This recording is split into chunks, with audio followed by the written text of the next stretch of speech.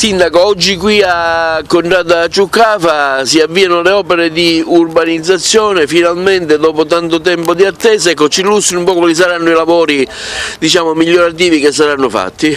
Sì, finalmente dopo più di 15 anni abbiamo voluto con forza e fin dal primo giorno ci siamo insediati, abbiamo, come dire, messo mano a quello che riguardava una grande carenza di un quartiere di 5.000 abitanti, quello delle opere di urbanizzazione. Era un problema serio al quale abbiamo messo mano da alcuni mesi e finalmente oggi, forse come regalo di Natale, stanno per installare il cantiere perché partiranno con le opere di urbanizzazione.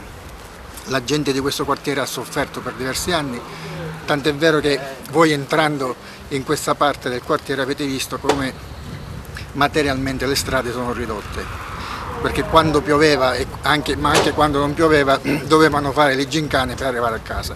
Finalmente vogliamo dare dignità ad un quartiere, riqualificarlo per come merita e mettere finalmente un punto e quindi fine ad una storia annosa. I tempi di realizzazione quali sono previsti, Sindaco? Se il tempo è clemente nei prossimi giorni e quindi nei prossimi mesi, riteniamo che intorno al mese di febbraio il cantiere sarà chiuso e sarà finalmente data a questa città e a questo quartiere quella dignità che merita, anche perché ormai da troppi anni che la gente di questo quartiere grida a gran voce tutti i problemi che sono stati e sono sotto gli occhi di tutti, quindi finalmente siamo arrivati a mettere un punto di fine a questa annosa vicenda. Ne siamo ben felici e questa è una delle prime opere importanti che questa amministrazione ha portato avanti e sta concludendo nei tempi necessari per la conclusione. Quindi un grazie agli uffici che hanno lavorato, un grazie, va detto, e anche un grazie di sopportazione per tutti gli abitanti di Ciuccafa che negli ultimi 15 anni hanno dovuto subire quello che è sotto gli occhi di tutti.